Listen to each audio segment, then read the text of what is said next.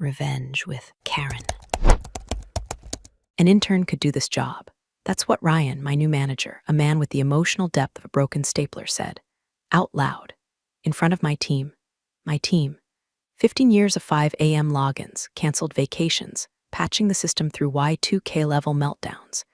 And this walking hair gel had the audacity to say I was replaceable by someone whose last major decision was whether to microwave cup noodles with or without the lid.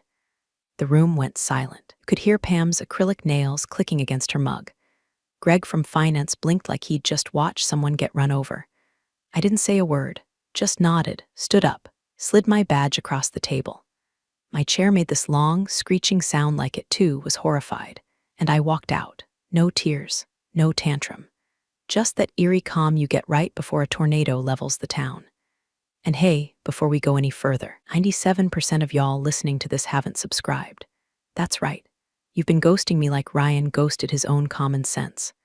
Smash that follow button and throw a like if corporate dumpster fires light up your soul like mine. It actually keeps this channel alive, and our small team caffeinated enough to keep exposing idiocy at scale. All right, let's get back to the chaos. The worst part wasn't even the public execution. It was the look in Ryan's eyes. He just conquered something. Like firing me was the start of his victory lap. He turned to the intern sitting next to him, Melissa, barely out of college, and said, "Let's get you ramped up on Lisa's workflows. Should be straightforward." Melissa looked like she was about to cry. She'd shadowed me for 2 days and still couldn't figure out which terminal connected to the compliance vault. Not her fault. It was never meant to be intuitive. It was meant to be impenetrable. I had personally built most of those modules during the vendor collapse 5 years back. They weren't even documented anywhere except in my private offline logs. That system was like a feral cat. It only listened to me. But Ryan wouldn't know that, because Ryan didn't ask. He was the kind of manager who printed buzzwords onto slides and thought deleting legacy code meant deleting the people who wrote it. He wanted modernization, optimization, minimalization, whatever Asian sounded impressive during his morning mirror pep talks. And I was legacy. By the time I reached the parking lot, my phone buzzed.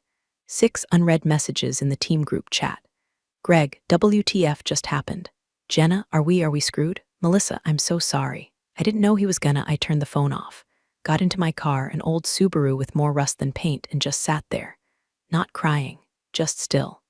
My hands resting on the wheel. The kind of stillness that comes when your brain knows something your body hasn't caught up to yet. The storm hadn't hit yet, but I could feel the sky darkening. I'd kept that system alive longer than most of these people had been employed. When the vendor pulled the plug 5 years ago, and the CTO had a full-blown panic attack, it was me who rewrote the patch to keep us compliant with federal protocols, who stayed until 3 a.m. doing emergency updates no one higher up ever saw.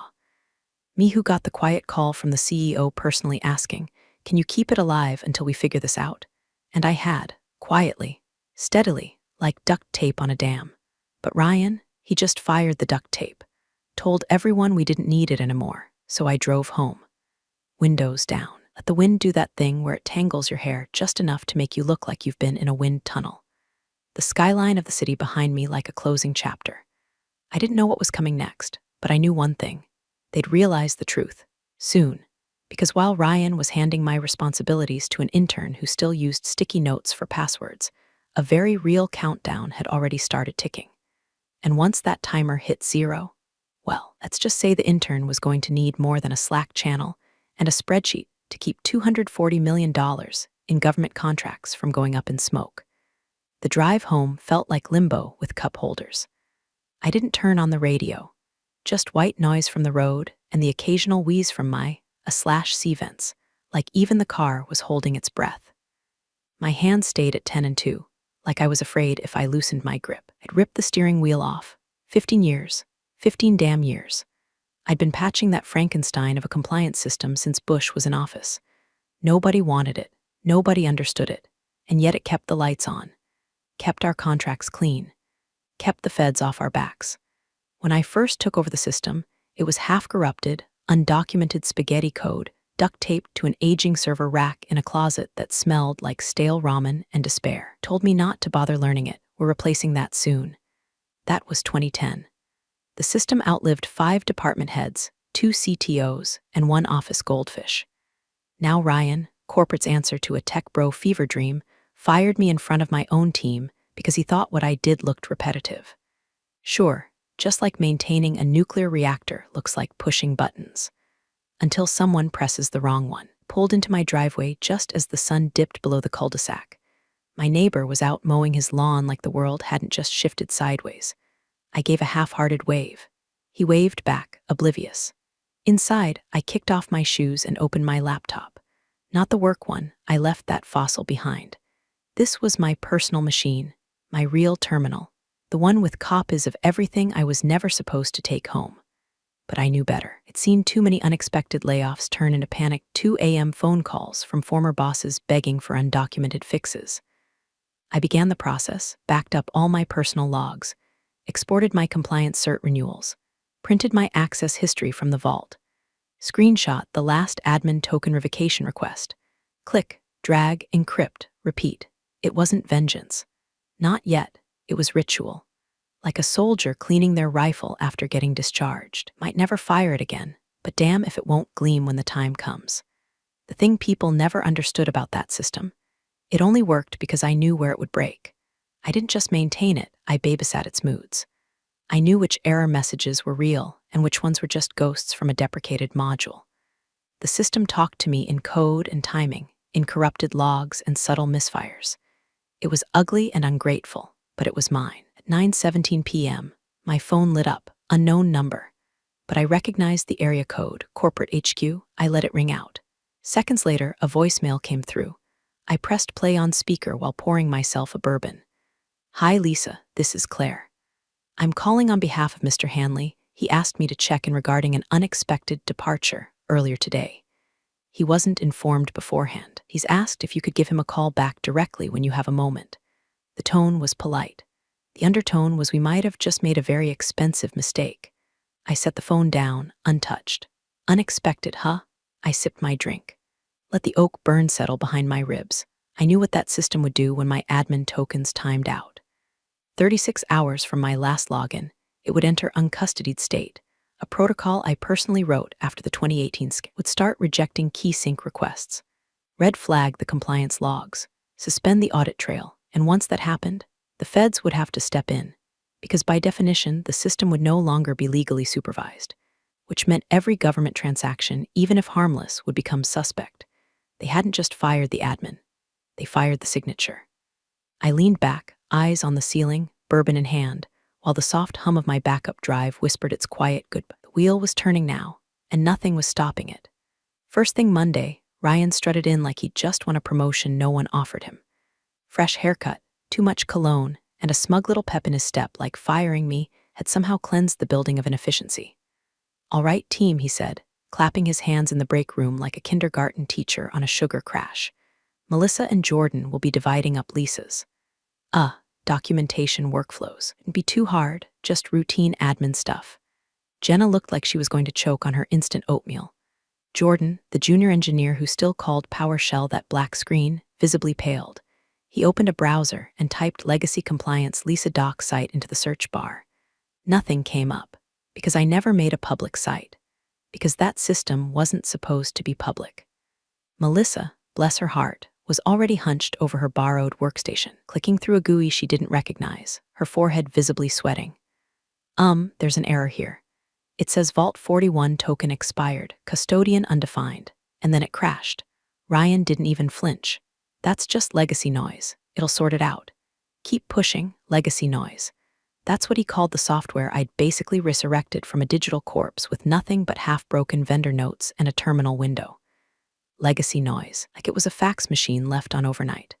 Thing is, that noise had teeth. Vault 41 didn't crash. It shut the door. It only gave that error when the admin token's signature went unmatched during a routine audit sync. And it only did that when someone like me, someone who wrote that part of the failsafe, revoked their own credentials manually, which I had done. At exactly 8:43 a.m. At home, I logged into my secure offline backup console one last time, clicked the big red button labeled Revoke Admin Token, Elking. It prompted me with a warning. Warning, custodian token removal will initiate compliance audit lockdown within 36 hours if no replacement is assigned and verified. I clicked yes. The screen flashed, then went dark. There it was, the silent kill switch. The system would still look operational from the outside for now. It would accept inputs. It would let you poke around. But deep inside, the compliance verification thread had just entered a loop. A countdown, waiting, ticking. The junior engineer, Jordan, meanwhile, was Googling what custodian undefined meant. I imagined him on Reddit by lunchtime, posting something like, "Help, compliance software throwing weird errors. Boss says ignore. Should I be worried?" Oh, honey.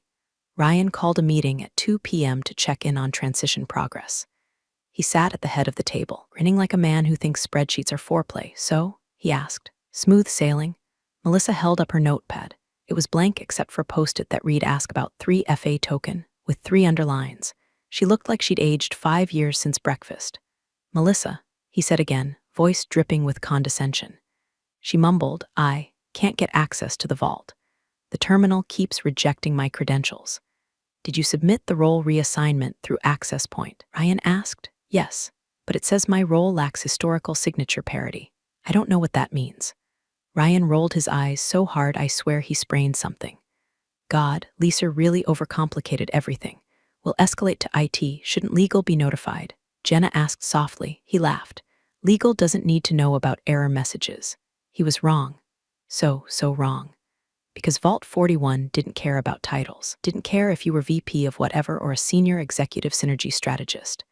It cared about one thing, that the signature tied to the federal compliance logs matched the one the government had on record. And that signature? Mine. No signature, no verification. No verification, no compliance. No compliance, no contracts. And while Ryan passed around blame like it was leftover birthday cake, I was sitting on my back porch, sipping a cup of tea, watching the sun go down. Inside, my personal console pinged once. A single line, custodian status, revoked countdown to lockdown, 33H12M07s, let them keep pushing buttons. The shell looked fine on the outside, but it was already hollow, and it was about to collapse. The first ripple hit at 7:42 a.m. on Tuesday, when the CTO, Mark, usually unflappable man who spoke in acronyms and kept stress balls shaped like servers, got an automated alert from the compliance bridge server. Sync anomaly detected. Audit logs not verified with central registry for 23 hours. That may sound like tech fluff to most folks, but in our world, that message is the equivalent of a check engine light flashing while the hood is on fire. You don't ignore it. You don't circle back. Stop everything and pray the next email isn't from the feds. CTO Mark blinked at the screen, scrolled, then blinked again. His fingers hovered over the keyboard like they weren't sure whether to forward the alert or delete it and flee the country. He clicked through the error tree and found the source, Vault 41. My system. The logs stopped syncing the moment my token was revoked. He opened a trace report. The system still existed. It was rejecting sync commands from every backup daemon and proxy node assigned after Friday. One line kept repeating, custodian not verified, signature rejected. And then, like a cherry on the panic sundae, he found my name still listed on every active filing. My digital signature timestamped on the last verified compliance upload. No replacement custodian filed. No transition approved. Nothing. Meanwhile, down in legal, Claire, yes, same Claire who called me on behalf of Mr. Hanley, was sipping her morning espresso and scanning the automated compliance digest when she frowned. Scrolling through the filings, she paused on Form 722B, Quarterly Custodial Chain Confirmation. Filed under Lisa King. Next due today. Backup custodian, none. Risk flag, high her spoon clinked against the porcelain. She picked up the phone and dialed Ryan. "Hey, I'm looking at the quarterly filings," she said, voice level. "Has Lisa's custodial handover been finalized?" "Huh," Ryan was mid-coffee slurp. "Oh, that? Yeah, Melissa's picking it up. She's got it covered. Lisa's stuff was just old admin procedures." Claire paused. "You assigned Melissa?" "Yes. Look, don't worry, we're modernizing. I've got a system-wide simplification plan coming next quarter. That's not what I asked. I'm telling you I've got it under control." Ark burst into Ryan's office 6 minutes later. No knock. Just stormed in, laptop in hand, open to the audit trace screen. "Tell me you've got Lisa's handover logged with the registry." Ryan, flustered, waved him off. It's just being dramatic. Mark pointed at the screen. We're not syncing. The federal system has rejected our last 3 uploads. If this keeps up, they'll shut down our ability to operate under Section 932. All right, calm down. I'll get Melissa to fix the API keys. Mark leaned in, cold and quiet. This has nothing to do with API keys. This is about federal authorization. You fired the only person legally cleared to touch that system.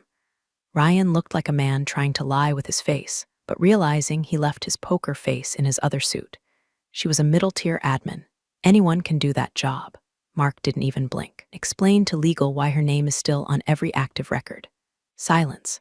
At that exact moment, across town, I was sitting at my kitchen table in sweatpants, eating dry cereal straight from the box, watching the little loading spinner on my laptop. It was almost poetic. I opened a draft email. The recipient field was already filled in H. Torres at Gavas Compliance. Henry Torres, my contact at the Federal Oversight Office. We'd worked together for years. Once sent me a gif of a squirrel with a briefcase when I caught a reporting error before his office did. That's how close we were. I typed one sentence. Per our custodial protocol, please see the attached transition void for your records. Attached was a single PDF, a formal confirmation that the custodian role had been vacated due to employment termination, with no assigned replacement. Time-stamped. Digitally signed. Irrevocable. I hit send. That was it. No drama, no threats, no lawyers, just a trigger, one bullet in the chamber. Back at HQ, legal and compliance started to do what lawyers and risk teams do best, panic behind closed doors while pretending everything was fine. The warning flags were stacking up. A cascade of failed syncs, a series of rejected timestamps, a dead custodian field, no fail-safe override. But Ryan, he was still sipping his coffee, blissfully unaware that his empire was built on quicksand, and the tide was rolling in. By nightfall, I got a delivery confirmation from Henry's office. Read at 4:36 p.m. 3 words, no response, but I didn't need one. The system had started counting, and soon it would stop. By Wednesday morning, the building didn't hum, it creaked, like the whole place had developed a nervous tic. People were walking faster, talking quieter. Phones rang a little longer before being answered. You could practically hear the servers sweating through the walls. The system wasn't down, not yet, but it had started whispering its warnings loud enough that even the clueless could tell something was wrong. First came the invoice failures. Procurement tried to process a standard bulk renewal for secure transport services. Feds require quarterly certification. Nothing fancy. The system flagged it as unauthorized custodian signature. Null. It bounced 3 times before the internal ledger locked it into review status. $1.4 million frozen in digital purgatory. Then came the emails. One from the Department of Energy's vendor oversight team. Please confirm current compliance officer on file. Recent activity logs show unsigned transfers. Another from the Office of Logistics Management. We are unable to verify the authenticity of your Q3 filing. Has your point of contact changed? Legal started getting jumpy. Finance started twitching. And Melissa, the poor intern turned sacrificial lamb, was now working 12-hour days trying to keep up with ghost systems she didn't even know existed last week. Meanwhile, Ryan slapped on his fake calm voice and told everyone it was just residual noise from deprecated legacy integrations. That phrase became his mantra. He repeated it in meetings like it was sage wisdom, even as things spiraled. When the CTO mentioned failed integrity checks on archived data bundles, Ryan said, "We're modernizing. Some glitches are expected during reorgs." When legal said that unsigned audits might trigger a mandatory investigation, waved a hand and muttered, "I've got calls scheduled." But the calls weren't helping, because no one, not Melissa, not Jordan, not IT, had access to the compliance core. Vault 41 was sealed. The system had entered its defensive posture, and the red tape wrapped tighter with every failed attempt to brute force a solution. I didn't hear any of this firsthand. I didn't have to. Greg from finance texted me around noon. "Hey, not to pry, but did Ryan mess something up? People are freaking." Jenna DM'd me on Signal a few hours later. "Lisa, something's wrong. Your system won't open for anyone.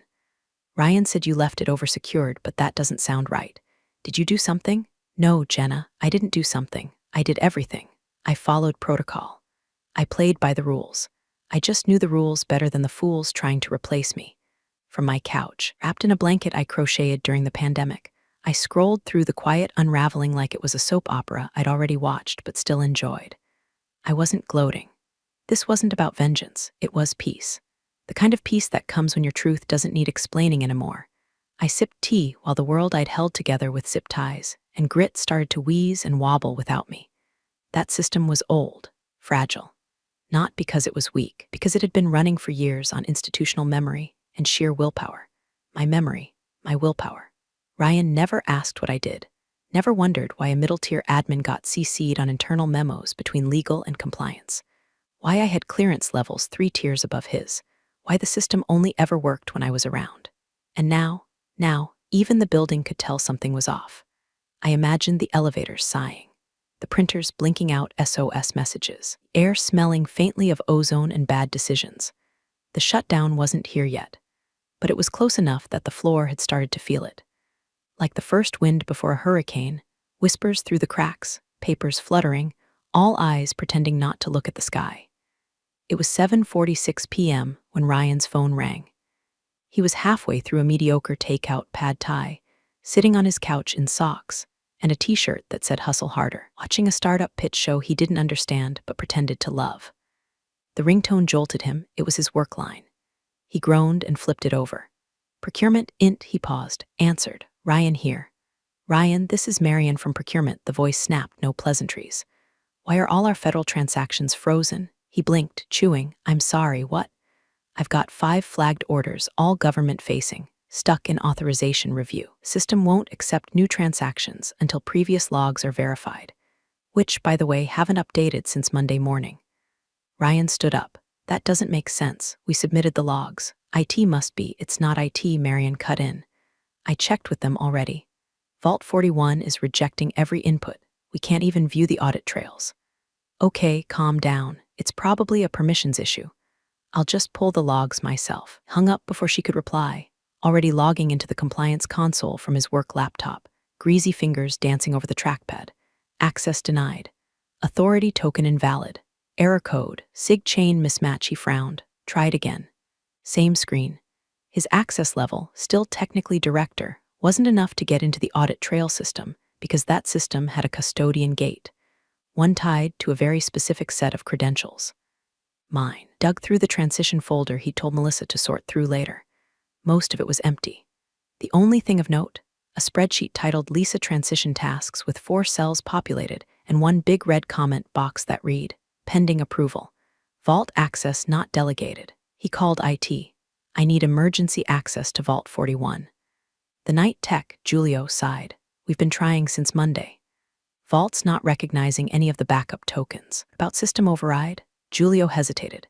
"Lisa disabled that 2 years ago, after the vendor patch, with legal sign-off." Ryan's face flushed. "What do you mean she disabled override?" "I mean she rewrote the fallback logic. We only have 1 custodian slot now. It was part of the compliance hardening update. Don't you remember the audit from 2022? She gave a whole presentation. You were CC'd." Ryan didn't answer. He was already sweating. Julio added, "Unless you get Lisa to manually reassign the token, the system's gonna go into full lock mode at 9:00 a.m. tomorrow." Ryan hung up. For the first time since Friday, he felt real fear, not just annoyance or irritation, but bone-deep, "Oh God, this is actually happening" fear. He opened Outlook, scrolled past a dozen internal threads, mostly people asking if something was broken. Then he clicked New Email. Lisa King at Personnel Mailcom subject. "Urgent Lisa, please confirm, did you officially leave the company? There seems to be a situation developing with the compliance systems. We would really appreciate your help resolving a few items." He hovered, then hit send. A few miles away, I was sitting in my kitchen with a glass of red wine and the last slice of leftover lasagna. Candle burning. The kind of quiet evening that feels like a reward instead of a pause. My laptop pinged with a new message. I saw the subject line and didn't even open it. Then came a second ping. From Hanley CEO at company com subject. "Urgent, did you leave?" Just that. 5 words, no greeting, no sign-off. I stared at the screen for a long moment, wine glass halfway to my lips. He knew, or was beginning to, but I didn't reply, because I didn't need to. The window had closed. The transfer was never made. The system was holding the line. At exactly 9 a.m. tomorrow, that line would snap.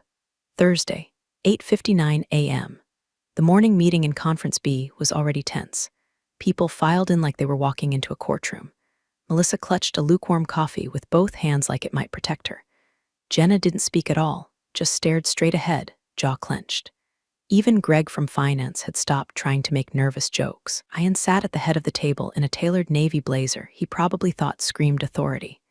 He shuffled papers, cleared his throat twice, and opened his laptop, as if pretending to be busy might stop the walls from collapsing. He was in the middle of some line about stabilizing operations by end of week when the glass doors slammed open. Not pushed, slapped open with the kind of force that made the whole room flinch. In stormed Hanley, the CEO, red-faced, breathing hard like he jogged the stairs instead of taking the elevator. He wasn't carrying a laptop or a coffee or even a phone. Just a single thick blue folder clutched in one hand, white-knuckled. He stopped dead center at the table, looked at no one in particular, and bellowed, "Where is she?" No one moved. It was like a horror movie jump scare without the music. Ryan stood halfway.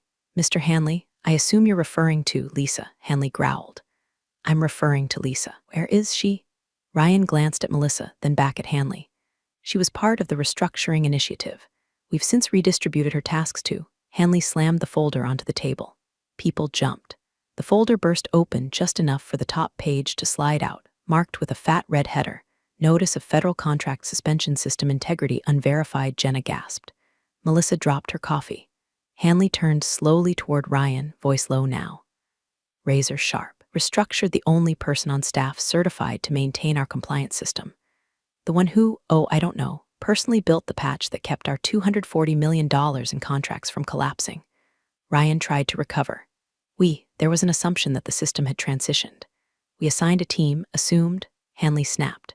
"Do you assume your parachute works before you jump out the damn plane, Ryan?" The room was dead silent. Greg, God bless him, whispered under his breath, "Jesus." Hanley turned back to the table and pointed to the second page. "Effective immediately, all federal transactions are frozen.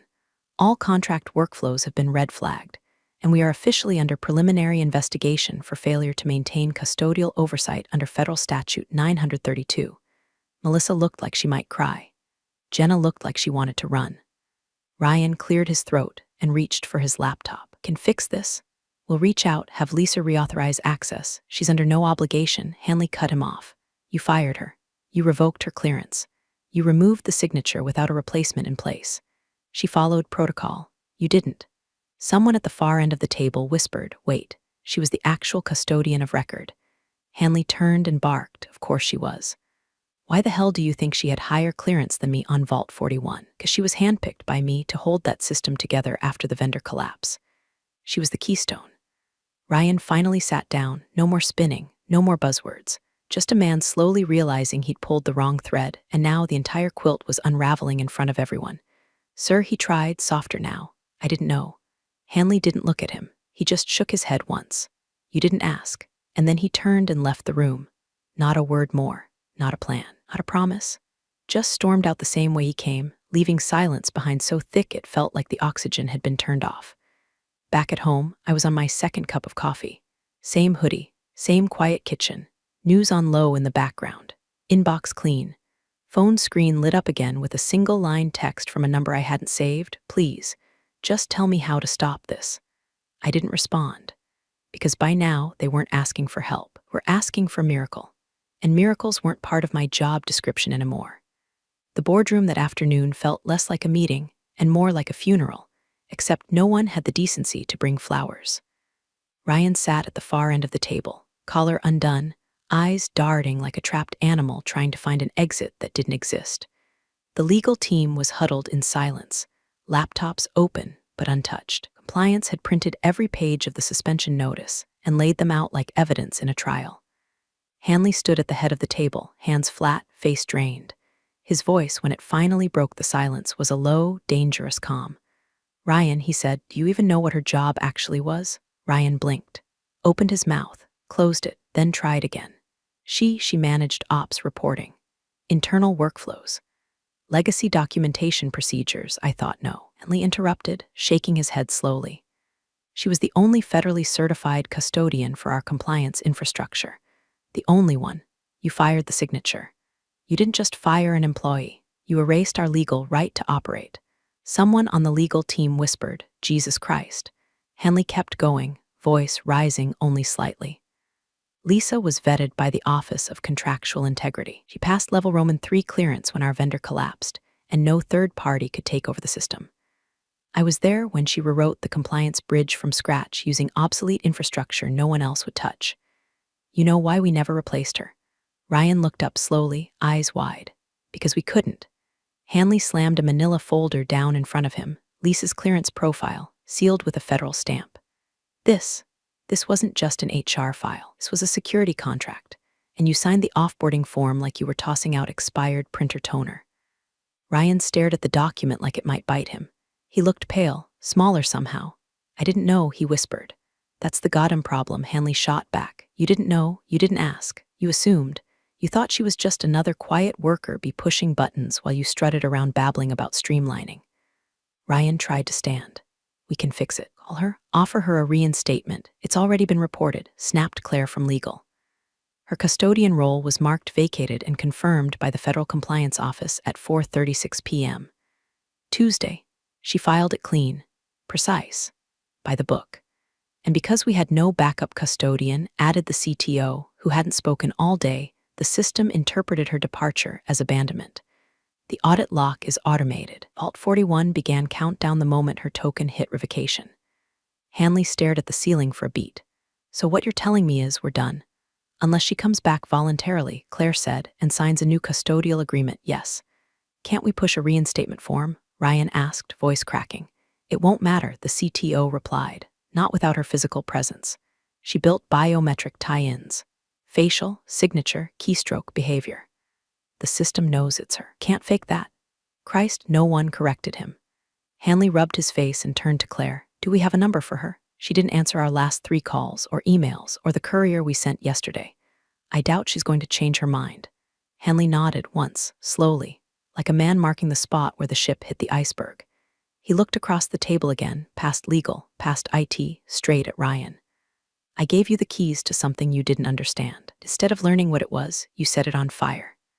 Ryan looked down at his hands. I thought she wasn't visible. I didn't think she mattered. Sometimes, Hanley said, voice like a door closing, the quiet ones are the only thing holding the roof up. No one spoke after that. Back at home, I was reading a book. Not a legal manual, not a technical doc. A novel, fiction, something with no acronyms. My phone vibrated once. A new voicemail from an unknown number. That's it. I'd already done my job, and no one, not Ryan, not the board, not even Hanley, could undo what had already been triggered. The contract was void. The clock had run out. The roof had started to collapse. Thursday, 9:00 a.m. sharp. No alarms, no sirens, no dramatic countdowns like in the movies.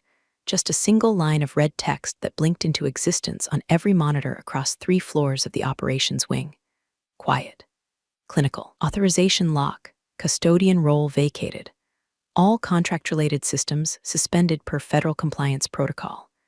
And just like that, $240 million in active government contracts flatlined. Finance terminals froze mid-upload. Procurement dashboards grayed out.